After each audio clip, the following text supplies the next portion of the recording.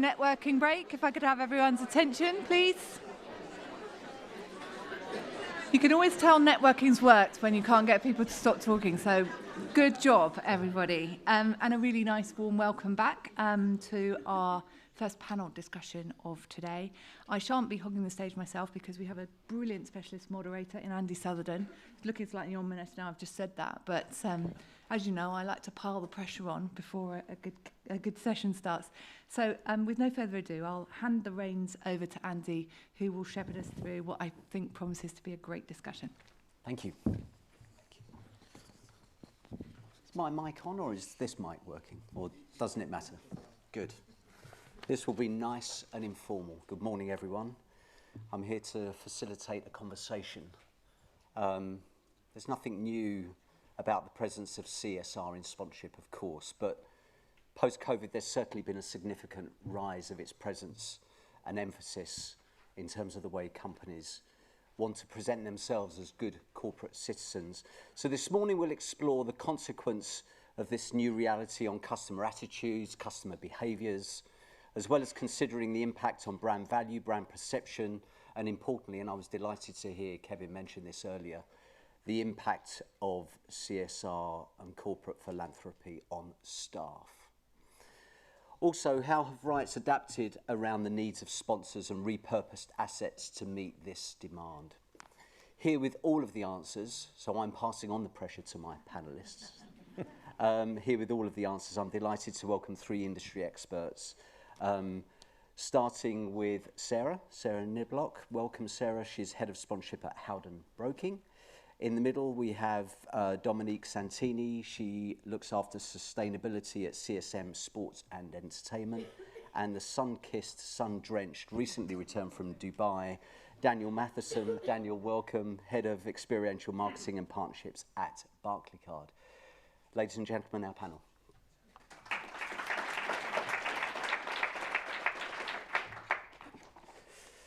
Now, I'm going to, can you still hear me, everyone? All good? Great. I'm going to the middle seat first. Dominique. There continues to be a relentless drive, doesn't there, towards purpose-driven partnerships. Broadly speaking, do you think companies believe it's the right thing to do or the trendy thing to do? I think probably both. I think there's a mix in motivations for pursuing sustainability across every industry. I think those that are pursuing it because they think it's a trend are going to very quickly find out that it's not. As soon as they open that can of worms, they realize actually it's a swimming pool full of worms and they need to hire 1 million people to wrangle them. So I think that the people who are pursuing it for perhaps the wrong reasons will quickly realize that they have to pursue it for the right reasons. I think that some of the mechanisms that are starting to help people realize that it's not a trend are things like the Advertising Standards Authority has started introducing more and more stringent regulations around greenwashing. We've also seen massive media and public backlash when companies greenwash. So I think that's moving the needle in the right direction so that people realize that actually this isn't going away and people need to look inward and start to actually change what they're doing. But if proven to greenwash, do you think that companies are held to high enough accounts? No. I don't think so yet. I think, again, with more legal repercussions coming into play and reputations at stake, it's moving in the right direction, but we're not there yet. I think as well, we need to think about greenwashing as kind of on a scale of communication, because the flip side of greenwashing is something that's a little bit more invisible, which is green hushing. So you've got companies who don't talk about anything to do with sustainability and they completely avoid the topic, which is dangerous in a different way because it limits the amount of innovation that we're sharing across the industry, and all these ideas are being kind of protected. Maybe it's from a fear of greenwashing and then they overcorrect in the wrong direction, or even, you know, people feel like they're protecting competitive advantage, which most of the time it's actually not. So no, I don't think we're there yet. Green Hushing. Yeah. Hushing. We've all written that down. Now, everyone, I encourage you to look at one of the questions because I'd love to get some audience participation early. Is greenwashing a growing trend that will negatively impact on the industry? Yes, no, not sure. I'll come back to the answer to that in a second, but I've got a follow-up question to Dominique's great answer there. But let us know your thoughts on that because clearly it's very resonant to the subject of our panel debate today. And Sarah, if I could come to you, because this idea of green hushing, I love that. Do you think the green washing label is often a symptom of poor brand communications? It can be, or conversely, it can't be. It could be that the communications haven't been great coming out from brands about why they're doing, what they're choosing to do, or it could be a symptom of greenwashing and they can't back it up with decent comms because it's just shoving a label on it of sustainability and being the good guys. So if they can't back it up, then it's not great comms, it's just silent comms. But I think that green hushing is absolutely fantastic. And yeah, it can damage just as much because a lot of companies have that in the background. They've got the chops to back up what they're saying, but they don't necessarily, and they do it internally, as you said, internal comms is so important. And they can get all their staff on board and everything, but if they don't communicate that externally, then if they try and put it into a sponsorship context, then it's in a bit of a vacuum. It has no context round about it, no frame of reference round about it to actually legitimise the activity and the activations from that company in a sponsorship context. So it's not just, it depends what the company is trying to communicate to people, because for some it might be a brand awareness. I look at it generally on like a volume dial. So it's, for some companies the brand awareness is most important, but gone are the days sponsorship wise of a labelling exercise. And then for some of them, it might be, staff engagement, and it might be to do with colleagues, and it might be sustainability and their CSR approach, or it might be to do with client engagement and getting hospitality and tangible assets through it, or it might be for business introductions. So it completely depends where on that scale your priorities lie. So if one turns up, the other turns down.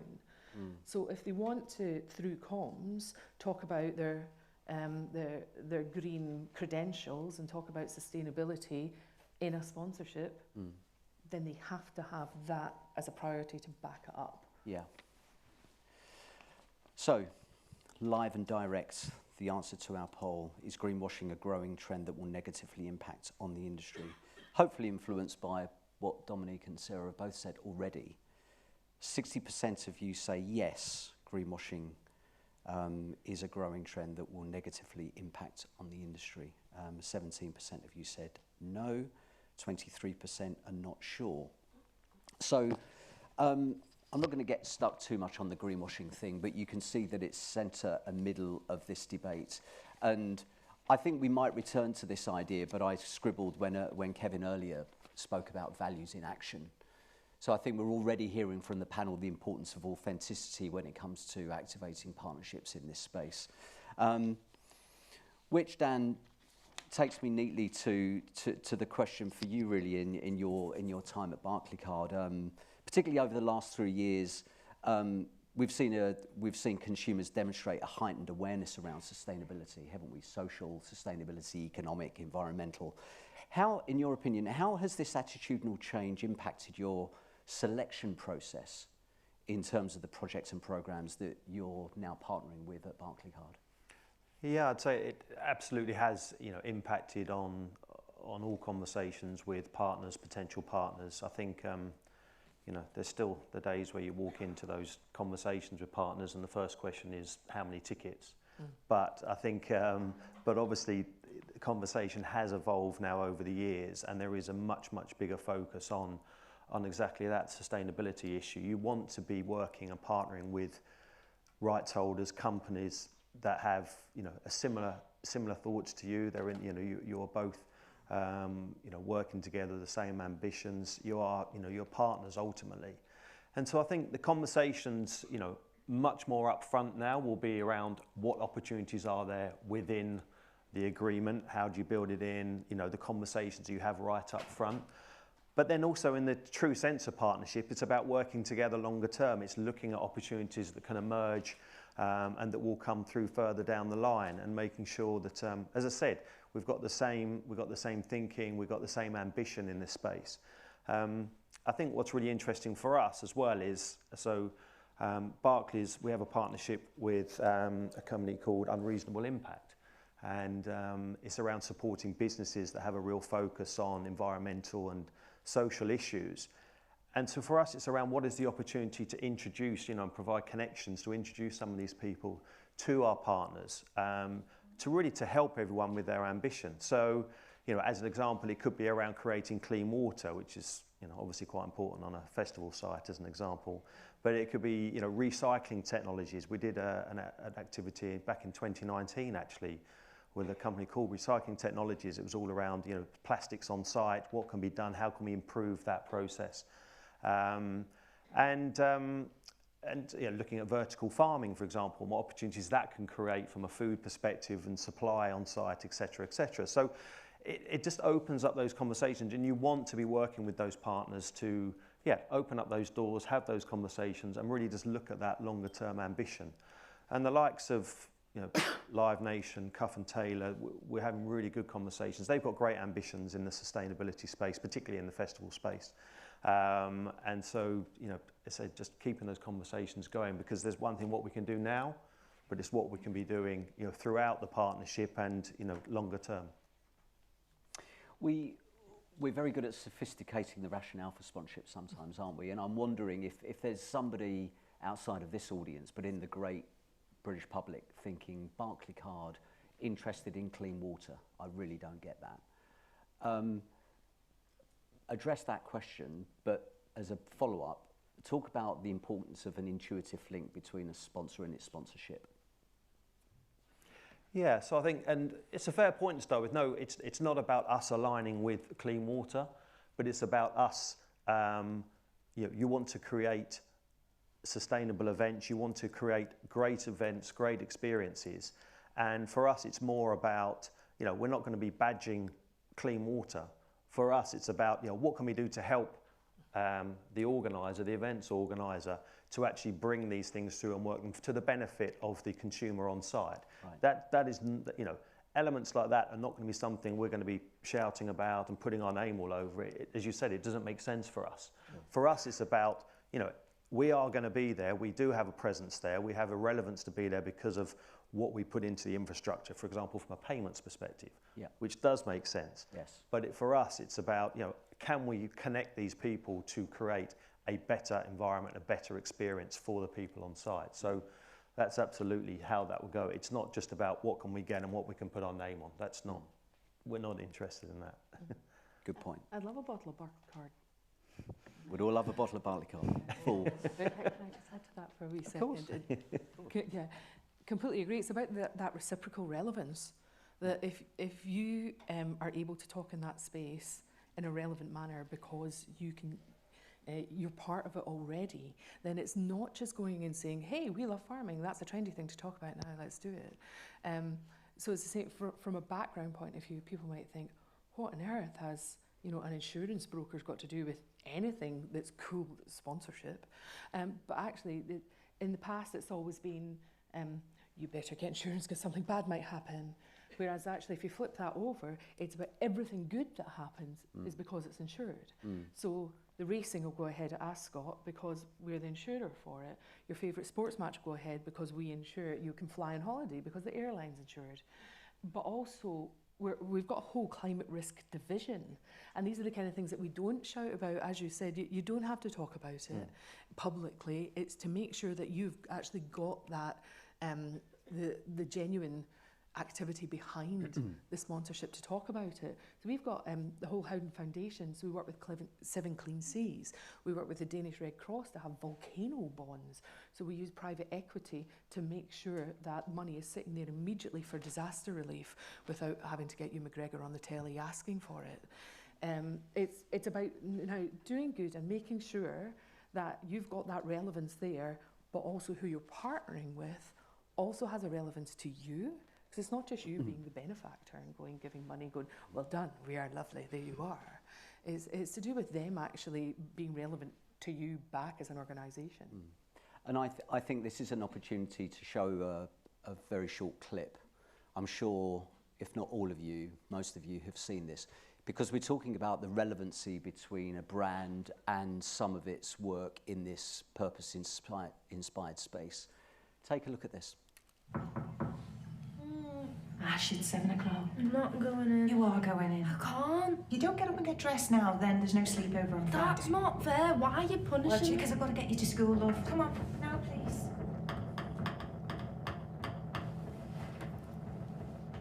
Come on, there's your pancakes. Thanks. Have you not had your breakfast yet? She's on it, she's on it. We're 1 minute late. Traffic's a little bit lighter on a Friday. Lily, you're so dozy. Can you hurry up for once? You're making me so late. You've got to eat before we go to school. Have a good day. By the way, I'm leaving. Hurry up. Ash, where's your blazer? I don't have time. Go and get it. Go and get it. You got drama today, girl? Yes, I'm listening. Mum's going to turn the radio on. These really annoying teachers and horrible ones, so I can't aim. Oh my God, Lily! Shut up! Ash, what have I told you about the hoodie? Oh, come on. Blazer on, please. Are we already done? Who cares? Let's have a look. You're going to fail. That is exactly right. How are you meant to do that without a calculator? It's a bit tougher for you, I think. Oh, I don't have my overlay. I can't read this. Hang on, see if I've got anything that will... You okay, Ash?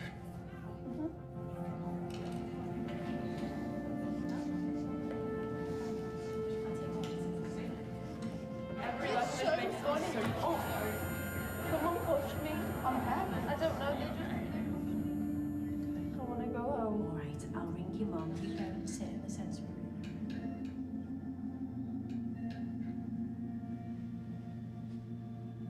All right, love. Let's get you home. Dad, can you fix this? Don't get a please. Please. Okay. Wait, you can't see this, but I can. You have certain skills, Why is it always when I pick? Subtitles. Put subtitles on. Subtitles on.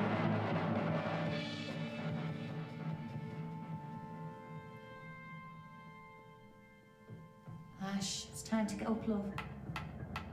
Mum, have you seen the hoodie? I think your dad washed it yesterday. It's on the banister. Are you sure it's not here? Lily, have you moved my hoodie? Obviously I didn't. I'm gonna check your room because Ash, I told you. Ash, do not go in Lily's room. Lily, You know, upstairs. It'll be upstairs. Underneath your look, wet towel. And your blaze on the floor. Mum, Lily's taken it. Oh, whoa. Wait, enough. Look. Don't touch me. Don't touch me. I'm not gonna touch you. I'm just sitting here whilst you calm down, okay? I need my hoodie to go into school. I am not going into school without it, and Lily's taken it. She has. I don't think she has. Okay? It's okay. It's okay. Calm yourself down a bit. It's okay. Breathe in through the nose and out through the mouth. Ash, I'm sorry. I'm really sorry.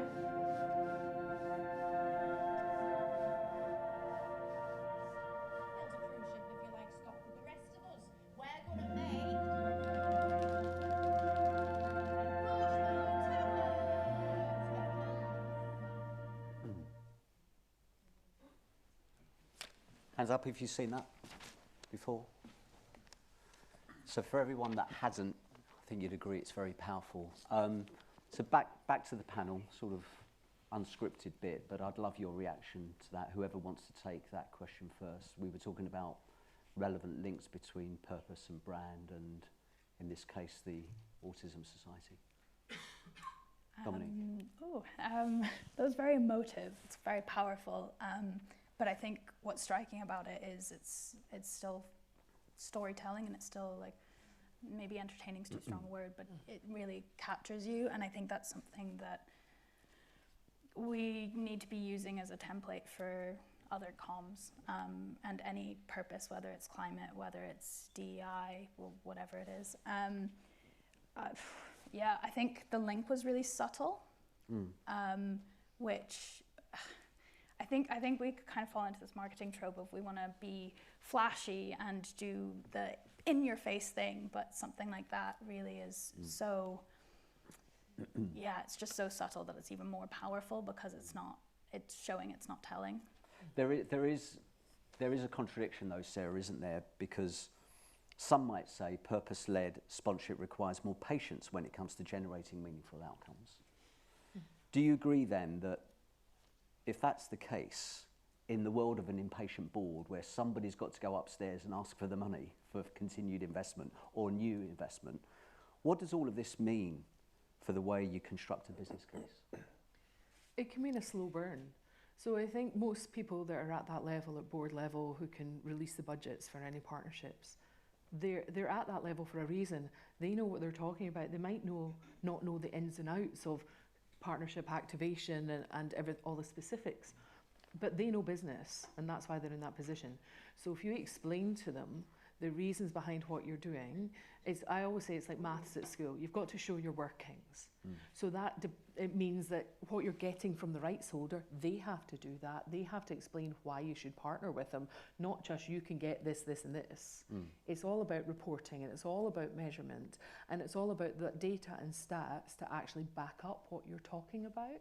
And so I tend to find, as long as people at that really high exec level in the business have that explained to them, then they're on board if it makes sense. If you're presenting a case that makes sense, then they can understand that something's a slow burn and they can see it in the future, and they know they're not going to get a big hit at that point, particularly when it's this kind of topic and this subject, if that's what you're focusing on, as opposed to a labelling exercise that's a big ad campaign that is just gets your brand out there and moves the dial on awareness. That's not what this is. This is purpose-driven, and so that logically anybody would understand that it's a slower burn and it takes a longer time. So as long as you're very clear in your explanations to when putting a business case together, whether it's rights holder to the partner or the partner to the board to get the budgets, then surely everyone can get on board with something that's really worthwhile. And to that point about get the budgets, we heard earlier, didn't we, from Sandra, that 3/4 of the industry, particularly on the brand side, feel that sponsors need to balance the rights fees with the activation fees. So when you're first calling for budget, do you think there's sufficient attention given to what it takes to actually invest behind that rights holder? I think in the past there wasn't. I think it's been a massive shock to some businesses who perhaps haven't done a lot of activity in this field, mine included, because Howden, I've said to you guys earlier, you see Howden, think kitchens. We're not kitchen guys. Yes. You're Howdens, we're Howden. But the kitchen guys have done a lot of above the line. They've done a lot of work, so people do know who they are. We never have. So of course people don't know who we are. We're a massive business. We're a private business, but if we were floated, we'd be in the FTSE top 50. That's the size. We're in 46 countries. Now, previously, they haven't done any big central business brand sponsorships apart from we now sponsor Ascot Racecourse, and that's why I joined them to kind of look after that to begin with. But it's been an education piece across the business to explain to them, because a lot of people thought, and I think you might be surprised by this, for people who are high up in a business, they thought, okay, that's us paid the fee, excellent, we're sponsoring Ascot. You know, and it's like, no, actually, that's the equivalent of buying a billboard and then not paying for an advertising agency to come up with a campaign, not paying for a printer to come up with a poster, not paying for a guy with a ladder and a bucket of paste to put it up, not paying for lights to go up so people can see it at night time. You have to invest in the rights that you buy, because that's just the right to do, but everybody in this room bloody knows that. So it's having to educate across the board, literally, about what we need to do to activate and make the rights that we have bought work to our advantage. So it has to be a huge budget consideration, which scares them. It scares them, but it's, if you've got that stats, that maths, you know, the sums to prove it, you've got the data to prove it in your business case, then they should see why it makes sense. And Dan, we heard from the case earlier when Kevin was talking about the impact that their new investment has made on the business. Do you think that the call for budget is now transcending the marketing part of the business and is actually looking more horizontally across a whole organisation? Because intelligent businesses understand that sponsorship plays a role in many different parts of an organisation. Is that your experience at Barclaycard as well? Yeah, absolutely. I think it's been, I mean, I've been there quite some time now, and there's definitely been a big change there. You know, there is the old school view of, you know, where you had the sort of the above the line marketing budget and team, and that was, you know, that was over there, and then sponsorship came in here, but you can't really, and I know, you know, I'm sure there's many conversations, and we've spoken about it as well, is around the measurement of sponsorship against the measurement of advertising, and the old days of the fighting and the clashing there. But there's been a huge change there, and I think when we now look at sponsorships across the business, it is absolutely aligned and integrated across all the marketing team. And obviously within Barclays there are many marketing functions across the different parts of the business, but it is looking and working very closely with them to align and look at how we maximise the rights and obviously the value from those partnerships. So, you know, there will be elements of how you know, from a social media aspect through to above the line media to support those partnerships. The conversations now are far more aligned. So 100%, there's been a huge change in that, and it's really clear, I think, now with regards to the work that we do and what we deliver. I think it becomes quite apparent that is the case, as opposed to sponsorship of old working as very much a separate function and delivering in a separate way. And as somebody that took music really by the scruff of the neck at Barclaycard, you've got some fabulous new platforms and properties there. On balance, do you think the non-sports sector does a better job at signing and retaining sponsors for purpose-inspired work? I wouldn't say so personally from my experience. I think there may have been, I think there was perhaps a gap, but I would certainly, I wouldn't say so now. I think it's far more joined up and aligned. I think, look, everyone out there knows that you know, social purpose and sustainability, etc. Everyone knows how important that is to, you know, any business, and that includes all the rights holders as well. So they, you know, everyone is well aware of that now. So I would say that everyone is now in a similar place with regards to how they consider it, how they think about it, and how they're going to manage it moving forward. You know, I would say that just with what, as our conversations with Live Nation or Global are, you know, there'll be a sustainability element within those with regards to what are the ambitions, what is the thinking. You know, conversations we've had, for example, with Wimbledon more recently, they were driven, you know, there was a huge focus and drive around all those conversations with an aligned focus on community and sustainability. You know, and absolutely the similar conversations been having with Premier League, with WSL. So yeah, from my experience, I wouldn't say so. I think yeah, everyone is switched on enough now and realising the importance of this. So I'd say it's at a similar level. Dominique, just changing tack before we open up for questions. I'm referring to some notes here because I was interested in a stat. Sandra will be proud of me quoting research, but according to research, 69% of 18 to 24-year-olds are belief-driven buyers. Yet some of sponsorship's most prolific spenders, of course, particularly over the last 3 years, have included betting companies, alcohol brands, cryptocurrency, second-hand car retailers, food delivery services. So the question is this: how are brands in these sectors adapting, and has sponsorship given them a social conscience?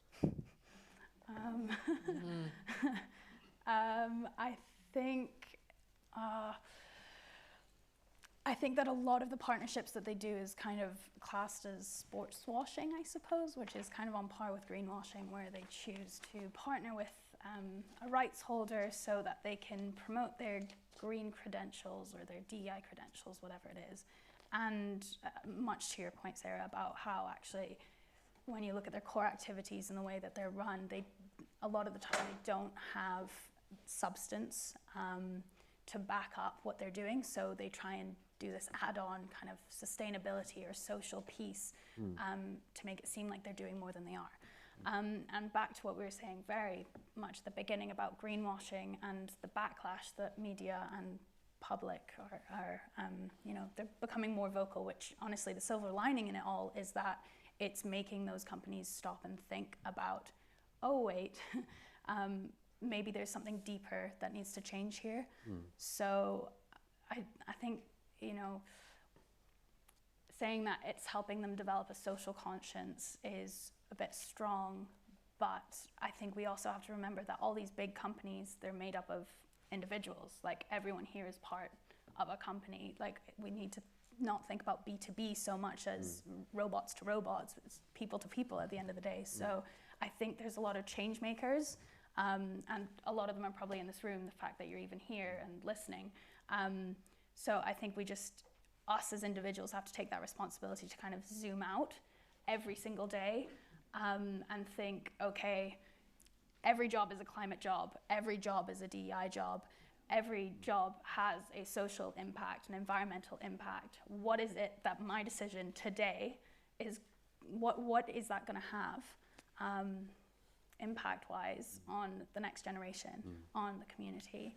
I think if every single person in every single one of those companies in those industries thinks that, we won't have a problem. Like, we'll be moving in the right direction. But I think we need to challenge ourselves to really think about that. So if anyone is working in comms, and you know that you're going to have to address climate at some point, go and learn about science communication, do a TEDx course or whatever it is, learn about it, because you need to understand how much of a walk we need to walk, how much of a walk your company has actually walked, and how to talk about that walk, as well as how much is left to go. And that's how we're going to stay in the sweet spot between greenwashing and green hushing. And if you're running an activation, get a piece of paper, list out every single way that activation is going to generate genuine value, genuine impact, other than economic, other than ROI for the brand or the rights holder. Think about how it's going to affect the people that you're trying to impart a message onto. So yeah, those are kind of some tactical things I think that if everyone starts doing, we'll maybe move in a more social conscious direction. Sarah, very quickly, your penny for your thoughts on this one, because you're in the risk management business. Yes. So I'm thinking about the Grand National. I'm thinking about being sat at the Crucible. Oh yeah. And all of a sudden Stop Oil jump on the green bays and explode orange powder over the snooker table. So do you agree that modern day partnerships, particularly in this space, carries as much reputational risk as it does opportunity? And if so, what are the mitigation bits of advice that you would give the audience today? I'm alive, what a question to end on. Thanks. Yeah, I think there's a risk involved in anything that we do, and that's why we're the best risk managers around. And you have to be aware of that when you're going into any partnership, because whatever you do, something like that could happen. There could be an accident at a venue, whatever. But that happens in everyday life anyway, and in business anyway. So you just need to make sure that the conversations and the comms between all the parties involved are so clear, and you've got that chain of comms as well in place to begin with. Because, as Dominique was saying there, all of those elements are so important to every business.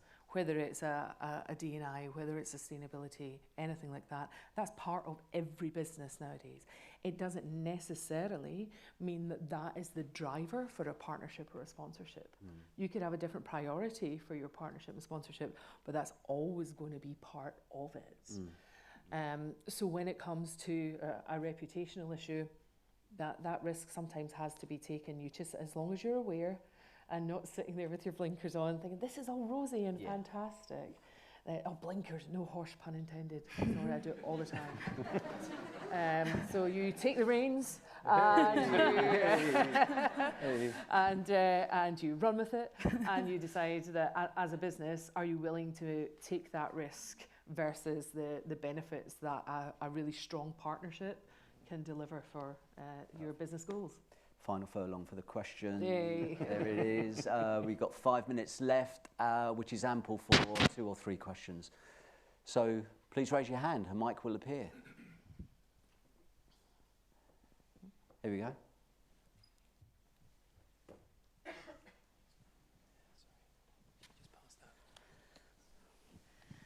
Hello.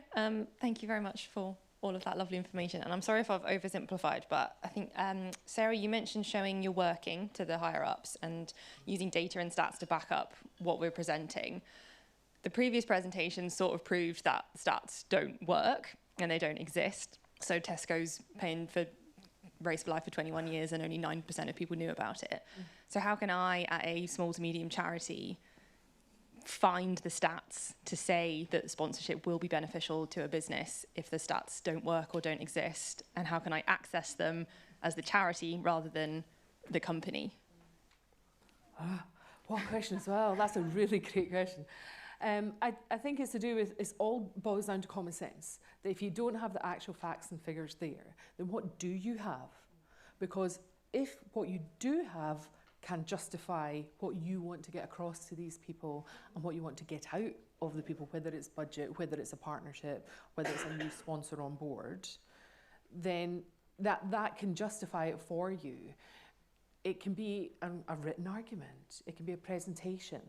I mean, stats for the business heads, they think it works because the numbers can't be squidged about, and it's proof, you know. But when you get to a different level, it's never ever one size fits all. So those kind of like, we can hire an agency to do our data crunching and numbers for us because we're a big corporate, that works at that level. But when it comes down to a charitable level, it's, horses for courses. It's what fits you, because it wouldn't make sense for you as a charity to go and spend a lot of money on an agency to try and provide stats for you. So it's basically whatever level and whatever's relevant for your organisation is what will work for you. Don't think that because some people are doing it, that you have to do it. Thank you. Is that okay? Anything to add, Dan, Dominique? I was just going to add really quickly, in a lot of this space, in environmental and social impact, it's just such an unexplored and untapped, there's so many opportunities out there, and people need to be more creative and join the dots in ways that have never been joined before. And so I think in terms of business case, you've got a first mover advantage as your business case. So that tends to translate longer term into commercial advantage for sure. But again, it's playing the long game. But if you can think about how can you do something that's never been done before in this specific way, I think that's a compelling case in itself a lot of the time. But I don't know if you disagree in your experience. No, I mean, all I was going to add, I mean, I missed that session sadly, but it's a big statement. Yeah. So it's an interesting point that around statistics, so it's not working. But I think, for me, I think similar thinking is that ultimately you've got to boil it down to strip it back to whatever it is you're looking at, boiling it down to what is the objective of that, what is the focus of that. And then creating and building that story and case behind it. Yeah, stats can be one thing, but there are other ways really of looking at it and what it can deliver and how it could answer, challenges that you may have. So really just take it right back to the objectives and the target and go from there and then build the case around from there. Any other questions? Up at the back.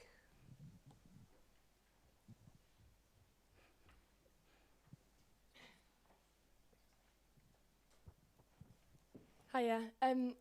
Just touching on what someone spoke about earlier this morning on the economic downturn, do you think that there's a risk that rights holders are probably quicker to accept investment from any brand currently as opposed to someone that might be a bit greener or more sort of focused on sustainable initiatives? And as an industry, how do we potentially combat that? Who wants to have a go at that? Oh, that's another good question. Do we have to have questions? Well, again, I can only speak from experience and rights holders that we deal with, and I would say that certainly has never come across and been the case in what I've seen. And I'm not just talking about their conversations with us as a brand, but also other conversations I know they're having with other potential partners or second-tier partners or whatever it might be. So certainly looking at the rights holders and partners that we work with, I can say I've never seen that, but I can't obviously speak for everyone in that situation.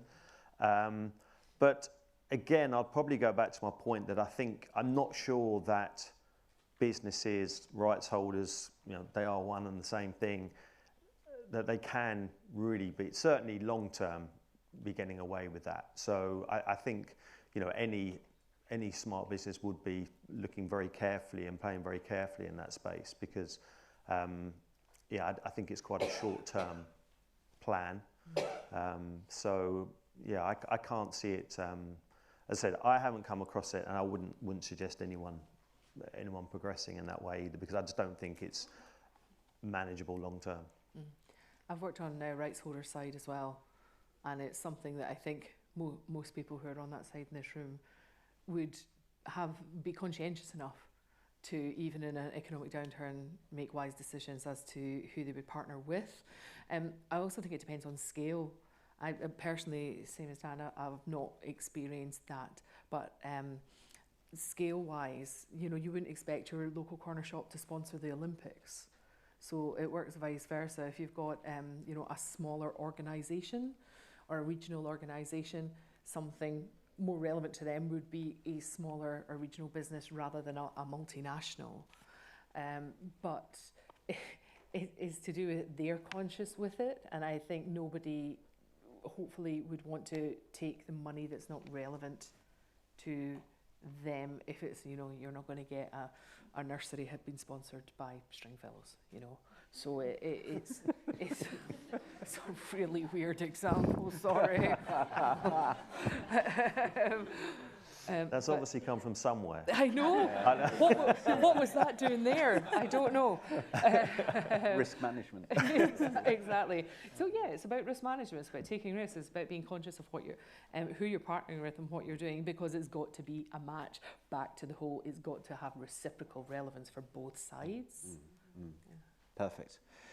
We could go on, although Kat's telling me that we've got to. I've got one hand up, Kat. Are we allowed, or do we have to go a hard break? We're a little behind. I'm sorry. Your question in the networking area would be welcome. But guys, thank you for your attention and participation. Once again, round of applause for our panel. Thank you.